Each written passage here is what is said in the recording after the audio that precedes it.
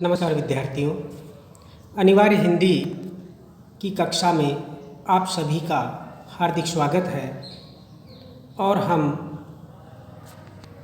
अध्ययन कर रहे थे अनिवार्य हिंदी के पद्य भाग की पुस्तक और उसके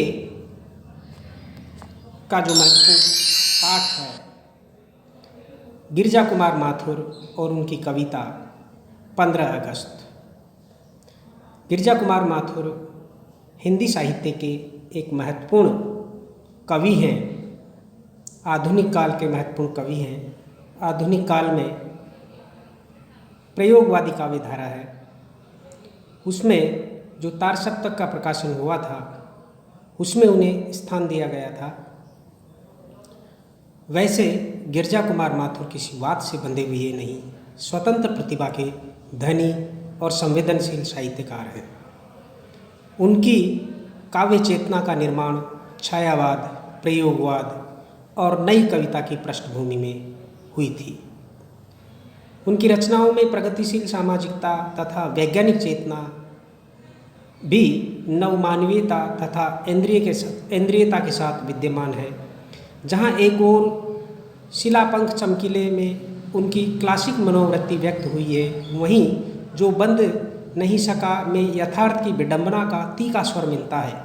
भीतरी नदी की यात्रा में प्रेम धारा प्रवाहित है तो कल्पांतर में युद्ध और शक्ति की समस्या को विरोधी विचारधारा को टक्कर के परिप्रेक्ष्य में देखा गया है।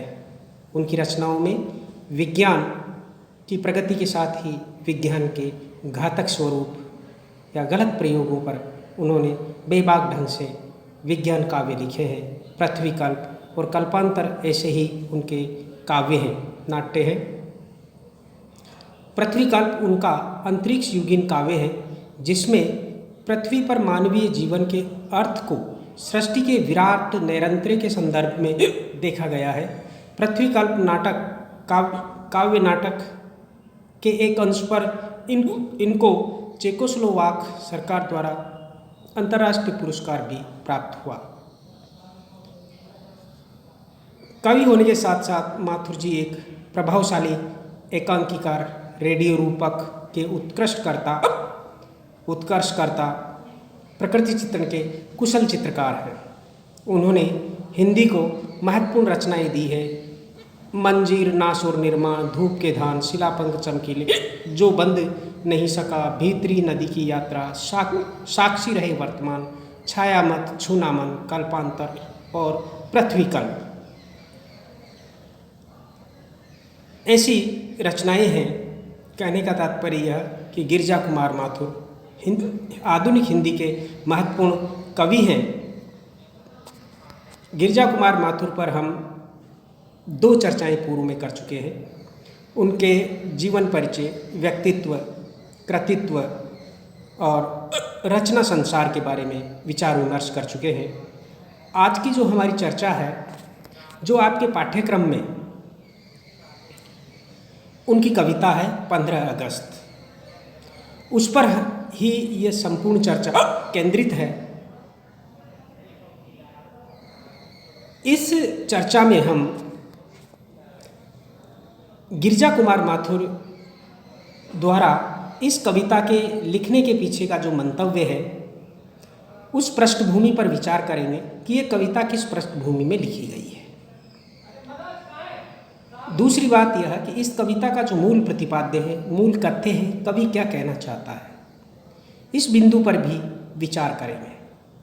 और जो अंतिम बिंदु है 15 अगस्त कविता के विशेष बिंदु, अर्थात कुछ संक्षिप्त नोट है जिसमें इस कविता का सार दिखाई देता है, या कि सार रूप में आप उसे जान सकते हैं कि कविता में कवि ने क्या कहा है। तो इस प्रकार से इस चर्चा में हम गिरिजा कुमार माथुर की प्रसिद्ध कविता, जो कि उन्होंने 15 अगस्त 1947 की आज़ादी के संदर्भ में लिखी है, और इस आज़ादी को लेकर गिरिजा कुमार माथुर के मन में उत्साह भी है और आशा भी है, तथा देश के विकास की अपार संभावनाएं उनके दिलो दिमाग में बैठी हुई है। लेकिन गिरजा कुमार माथुर भारत की परिस्थितियों को बिल्कुल यथार्थ रूप में देखते हैं कि यथार्थ में भारत के सामने कितनी समस्याएं हैं, इस स्वतंत्रता को लेकर हम कितने गंभीर हैं और इस स्वतंत्रता का मूल्य क्या है, इस बात पर वो विचार करते हैं और अपने आप से प्रश्न करते हैं, देशवासियों को सजग करते हैं कि ये आज की रात है, ये हमारी जीत की रात है। वर्षों के अंतराल के बाद हम स्वतंत्र हुए हैं, स्वाधीन हुए हैं, लेकिन ये स्वाधीनता, ये स्वतंत्रता और इसके फलस्वरूप स्थापित लोकतंत्र है, वह किस प्रकार से सफल लोकतंत्र के रूप में स्थापित हो सकेगा, इसके लिए हमें किस प्रकार की सावधानियां बरतने की ज़रूरत है। समस्याएं अभी खत्म नहीं हुई है। मात्र अंग्रेज भारत छोड़कर गए हैं और राजतंत्र की जगह, साम्राज्यवाद की जगह लोकतंत्र की स्थापना हुई है। लेकिन लोकतंत्र मात्र राजनीतिक नहीं हुआ करता, वह सामाजिक लोकतंत्र भी होता है, आर्थिक लोकतंत्र भी होता है, सांस्कृतिक लोकतंत्र भी होता है। सभी तरह के लोकतंत्र के कई जो कि परिप्रेक्ष्य है, उस दृष्टि में भी भारत को बहुत कुछ करना है, भारत का नवनिर्माण करना है। भारत के सामने समस्याएं हैं। आज हमने स्वतंत्रता की मशाल जला ली है, लेकिन चारों तरफ समस्याएं हैं। उन समस्याओं को जूझना भी, उन समस्याओं से निपटना भी भारतवर्ष के प्रत्येक व्यक्ति का दायित्व है और भारत के प्रत्येक नागरिक को कवि गिरजा कुमार माथुर एक प्रहरी के रूप में, एक पहरेदार के रूप में देखते हैं, देश के पहरेदार के रूप में देखते हैं, समाज के पहरेदार के रूप में देखते हैं कि हम उस पहरेदारी में कितने सफल होते हैं। उसी पर निर्भर करता है कि भारत का नवनिर्माण किस दिशा में और कैसा होगा। तो चलिए इस कविता में आगे हम देखते हैं।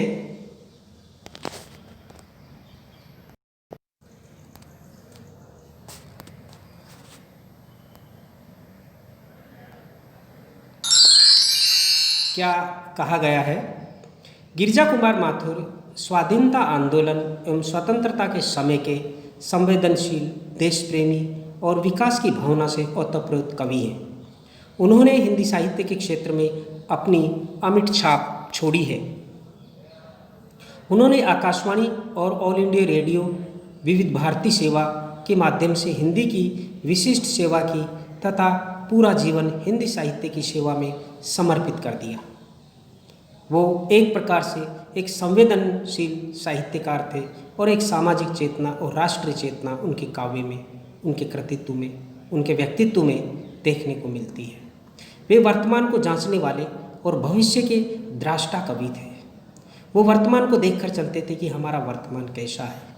किसी काल्पनिक आदर्शवादिता पर वे विश्वास नहीं करते थे और उसी आधार पर वह भविष्य की दिशा को भांप लेते थे। ऐसे साहित्यकार थे। साथ ही परिस्थितियों को यथार्थ की आंखों से देखने वाले साहित्यकार थे। आदर्श और कल्पना की उड़ान पर भरोसा नहीं करते थे।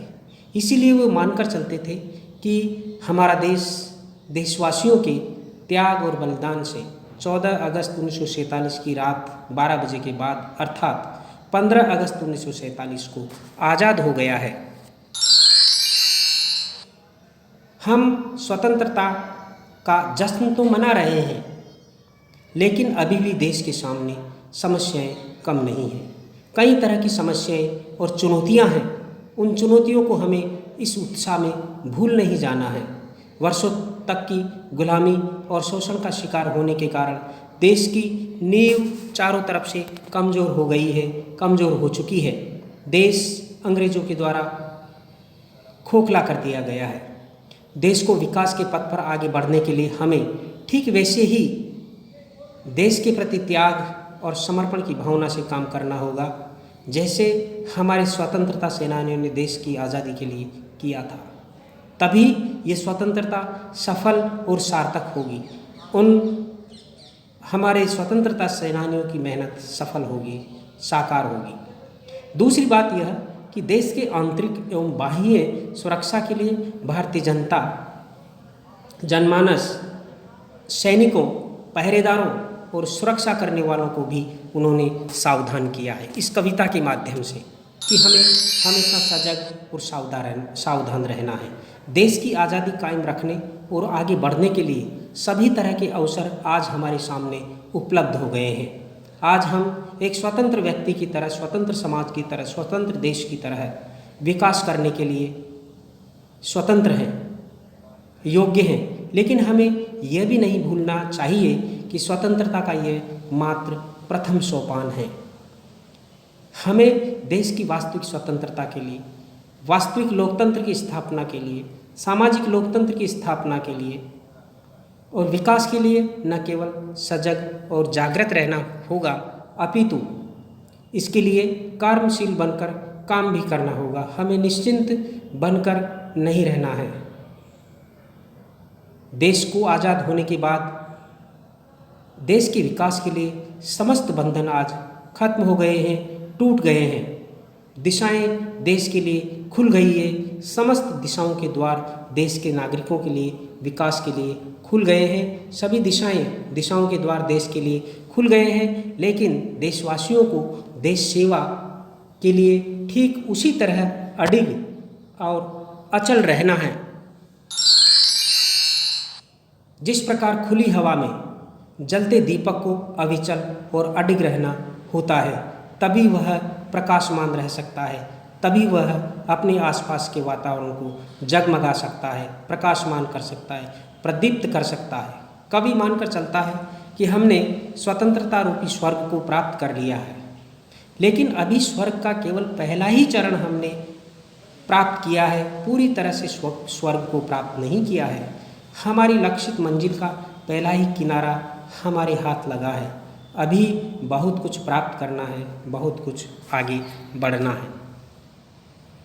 यह जो स्वतंत्रता हमें प्राप्त हुई है, जन चेतना, जनसंघर्ष रूपी समुद्र मंथन से जो स्वतंत्रता रूपी पहला रत्न हमें प्राप्त हुआ है, ये केवल पहली सफलता, पहली मंजिल है। इसे संपूर्ण मान करके संतोष के साथ हमें बैठ नहीं जाना है। स्वतंत्रता रूपी पहली रत्न हिलोर है जो हमें प्राप्त हुई है। अभी जीवन की वास्तविक स्वतंत्रता और देश का विकास बाकी है। बहुत कुछ हमें करना है।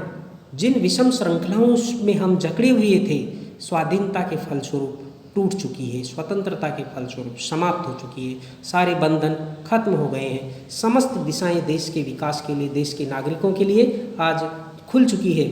आज जो युगों से बंदिनी सदृश जीवन रूपी हवाएं ठहरी हुई थी, वो सब खुल गई है, स्वतंत्र और स्वच्छंद होकर बह रही है। आदमी खुले में सांस ले रहा है, खुलकर सांस ले रहा है।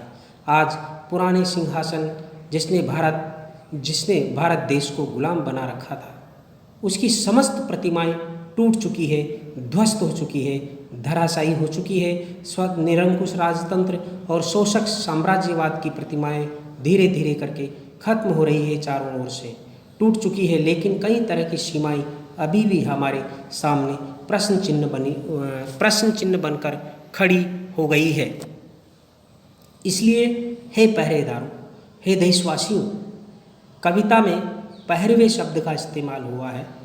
जो पहरवे का तात्पर्य पहरेदार, रक्षक, जो हमेशा सीमा पर जिस प्रकार से सैनिक है वह पहरा देकर खड़े रहते हैं, एक सेकंड के लिए कि एक क्षण के लिए भी वह जो कि चूकता नहीं है। उसी प्रकार से कवि गिरजा कुमार माथुर का मानना है कि भारत का प्रत्येक नागरिक इस देश का सजग पहरेदार है। उसे पहरेदार की तरह सजग रहना पड़ेगा, जागृत रहना पड़ेगा, सचेष्ट रहना पड़ेगा। वो कहते हैं, इसलिए हे पहरेदारों, हे देशवासियों, तुम नए युग की पतवार को सावधानी पूर्वक संभालते हुए समुद्र की भांति महान और अविचल बने रहना है, बने रहो। चाहे कितना ही तूफान आए, चाहे कितनी ही बाधाएं आए, चाहे कितने ही संकट आए, पर देश के पहरेदारों, तुम हमेशा ही चंद्रमा की तरह दीप्त और सावधान बने रहना, चमकते रहना। कवि कविता में कहता है कि जनगंगा अर्थात विशाल जन समूह में नव स्वतंत्रता का भारी उत्साह और जोश है। लेकिन भले ही समुद्र में कितना ही तूफान आए, लेकिन लहर हमेशा चलती रहती है, लहर की हलचल हमेशा बनी रहती है। ठीक उसी प्रकार, ठीक उसी तरह हे देश के पहरेदारों, तुम सदैव ही सावधान रहना, सदैव ही जागृत रहना, सदैव ही सजग रहना। तुम्हारी सजगता पर ही देश की स्वतंत्रता कायम रह सकती है। कवि गिरजा कुमार माथुर मानकर चलते हैं कि इस यथार्थ को समझने कवि मानकर चलते हैं और इस यथार्थ को समझते हैं कि हमारा घर कई कारणों से कमज़ोर हो चुका है, कई तरह की समस्याएं हमारे सामने हैं, लेकिन इतना अवश्य है कि यह भारत का नया भविष्य है, भारत का नया युग शुरू हो चुका है, भारत की नई जिंदगी है।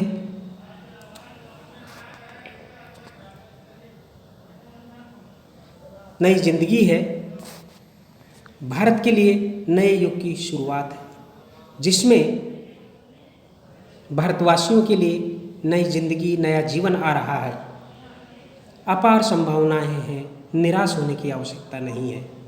नए जीवन और जिंदगी का विश्वास अमर और अटल है, उसमें कोई निराशा नहीं है। कवि जब इस बात को कहता है कि हमें अभी स्वर्ग का पहला ही चरण प्राप्त हुआ है, इसका तात्पर्य यह नहीं है कि कवि देशवासियों में कोई निराशा का संचार करना चाहता है या वह खुद भी निराश है, ऐसी बात नहीं है। कवि का विश्वास अमर और अटल है, निराशावादी स्वर नहीं है, बल्कि आशा का स्वर है। आशा और जागृति का स्वर इस कविता में कूट कूट कर भरा हुआ है। स्वतंत्रता के बाद भी देश को वो मानकर चलते हैं कि स्वतंत्रता के बाद भी देश को तोड़ने वाली कुछ समस्याएं हैं।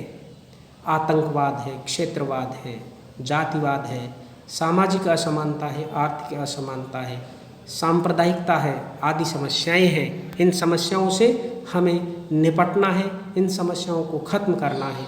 ये देश की सुरक्षा के लिए चुनौती हैं, जिनसे सावधान रहना है, जिनको समाप्त करना है। दूसरी बात यह कि हमने वर्षों से जो शोषण और अत्याचार सहे हैं, उसका प्रभाव अभी खत्म नहीं हुआ है। अभी उसकी वो छाया के रूप में हमारा पीछा कर रहा है। उस छाया को भी खत्म करना है, इसलिए हमें सावधान और सजग रहना है। कवि को लगता है कि शत्रु देश से हट गया है, लेकिन उसने देश का जिस तरह से शोषण किया, देश को जिस प्रकार बर्बाद किया, उससे उबरना कठिन है। हमने जो दुख पराधीनता में भोगे हैं, उनका प्रभाव हमारे ऊपर अभी भी बना हुआ है। भले ही स्वतंत्रता प्राप्त होने से देशवासियों में अपार उत्साह है, लेकिन सावधान रहने की बराबर आवश्यकता है। कवि को इस बात का आभास है, ज्ञान है कि देश, समाज और व्यक्ति शोषण के कारण मृत और अभावग्रस्त हो गया है। अतः अभी हमें जीवन की समृद्धि और देश के नवनिर्माण के लिए बहुत कुछ करना है। हमारी आकांक्षा केवल अंग्रेजों को बाहर निकालने तक सीमित नहीं है। देश को पुनः विकास के मार्ग पर भी लाना है, देश को पुनः विकास के नए मार्ग पर भी ले चलना है। देश में लोकतंत्र स्थापित हो गया है। कवि मानकर चलता है कि देश में लोकतंत्र की स्थापना हो गई है, राजनीतिक दृष्टि से स्वतंत्र हो गया है देश, लेकिन सामाजिक लोकतंत्र स्थापित होना अभी शेष है। अभी भी देश की सीमाओं की सुरक्षा का प्रश्न हमारे सामने मुँह बाई खड़ा है। कवि देश के हर नागरिक को देश के प्रहरी के रूप में संबोधित करता है। प्रत्येक नागरिक को एक प्रकार से देश का रक्षक मानकर उसे संबोधित करता है। जब देश का हर नागरिक अपने आप को देश का सिपाही मान लेता है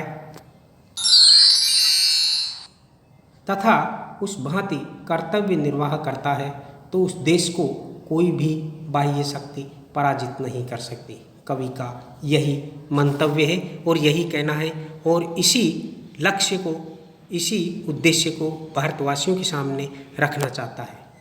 भारत की स्वतंत्रता के समय देशवासियों के प्रति कवि ने 15 अगस्त कविता के रूप में एक महत्वपूर्ण संदेश दिया है। इसमें कवि ने स्वतंत्र भारत की आराधना करते हुए भारतवासियों को मार्ग की बाधाओं आर्थिक असमानता, शोषण, वर्ग वैषम्य, शत्रुओं के षड्यंत्र से सचेत रहने के लिए कहा है, जागृत रहने के लिए कहा है। कवि ने स्वतंत्रता प्राप्ति के अवसर पर देश के रक्षकों और सीमा प्रहरियों को भी सचेत किया है कि वे सावधान रहें, क्योंकि विगत अंधकार आज भी समाज को प्रभावित और भयभीत कर रहा है। कवि कविता में कोई निराशावादी स्वर नहीं दे रहा है, अपितु सचेत होकर जागरूकता का संदेश दे रहा है। गिरजा कुमार माथुर ही वह कवि हैं। इस कविता को पढ़ने से ऐसा प्रतीत होता है कि गिरजा कुमार माथुर एक प्रकार से राष्ट्रीय दायित्व बोध से संपन्न कवि और साहित्यकार है। गिरजा कुमार माथुर का एक और भी गीत है, एक समूह गीत है जिसमें आशा और आकांक्षा का भाव निहित है। उस गीत का नाम हमने पूर्व चर्चा में भी इसका जिक्र किया था, हम होंगे कामयाब एक दिन। एक महत्वपूर्ण गीत है जो बराबर देशवासी इसे गाते और इससे प्रेरित होते हैं। अब हम इस चर्चा में कुछ महत्वपूर्ण बिंदु आपके सामने रख रहे हैं। इन बिंदुओं के माध्यम से इस कविता को आप और भी अधिक सुगमता के साथ जान सकते हैं। इस कविता में निहित जो भाव है, मूल कथ्य है, उसे आप अच्छी तरह से समझ पाएंगे। बिंदुओं के माध्यम से कविता के बारे में विशेष जानकारी प्राप्त कर सकते हैं। नंबर 1, देश स्वतंत्र हो गया है, अंग्रेज यहाँ से चले गए हैं, गुलामी की बेड़ियाँ कट चुकी है। बिल्कुल कवि निश्चिंत होकर के इस बात को स्वीकार करता है। ये स्वतंत्रता देशवासियों के त्याग और बलिदान के फलस्वरूप प्राप्त हुई है। देश के सामने अभी कई तरह की समस्याएं हैं, इस बात से पूरी तरह से जानकार है, पूरी तरह से भिज्ञ है। देशवासियों को अपनी स्वतंत्रता को बनाए रखने के लिए हमेशा सावधान रहना होगा। देश वर्षों से गुलाम और शोषण का शिकार रहने के कारण कमज़ोर हो चुका है।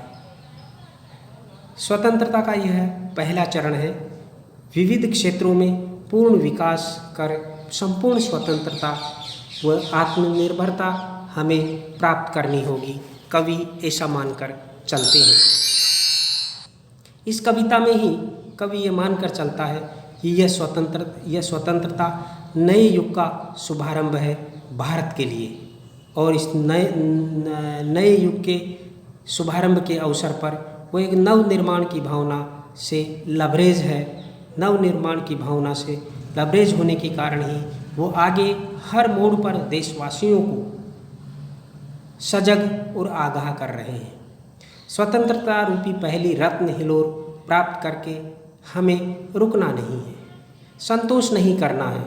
देश का नवनिर्माण होना अभी शेष है, विभिन्न क्षेत्रों में विकास करना अभी शेष है, लक्ष्य पूरी तरह से प्राप्त नहीं हुआ है। देश की आंतरिक और बाह्य सुरक्षा के लिए हमें हमेशा सावधान रहना है। देश की स्वतंत्रता, विकास और नव निर्माण के द्वार खुल चुके हैं। इस बात को सभी देशवासियों को समझ लेना चाहिए। वर्षों से देश का शोषण करने वाले जा चुके हैं, पर उनकी छाया जैसा प्रभाव अभी भी देश पर या जनमानस पर है, उसे भी हमें नहीं भूलना चाहिए। अगला है, शोषण से समाज मृत पड़ा है, अतः हमें नव निर्माण की ओर आगे बढ़ना है, उसे जागृत करना है। भारत के हर व्यक्ति के लिए, भारत के लिए यह एक नई जिंदगी का दौर है, एक नए युग का शुभारंभ है। नई जिंदगी भारत की आ रही है। नई जिंदगी का विश्वास कवि को अमर है। वो ये जो विश्वास है ये कभी मरने वाला नहीं है। इस प्रकार कवि गिरजा कुमार माथुर ने भारत की स्वाधीनता के अवसर पर भारतवासियों को ये एक महत्वपूर्ण संदेश इस कविता के माध्यम से दिया है कि हम आज़ाद हो रहे हैं। त्याग और बलिदान के फलस्वरूप, संघर्ष के फलस्वरूप हमने अंग्रेज़ों को निकाल दिया है, लेकिन भारत का अभी भी जो कि विकास हमें और भी आगे बढ़ना है। ये स्वतंत्रता ही मात्र हमारा लक्ष्य नहीं है, बल्कि भारत का नवनिर्माण करना भी हमारे लक्ष्य में शामिल है और इसीलिए हमने त्याग और बलिदान दिए हैं। वो काम अभी हमें करने हैं और इसके लिए सजग और सावधान रहना है। ये चर्चा यहीं खत्म होती है। अगली चर्चा में हम 15 अगस्त कविता की व्याख्या करेंगे, उसके भावार्थ एवं व्याख्या विश्लेषण पर विचार विमर्श होगा। तो अगली चर्चा में मिलते हैं। धन्यवाद।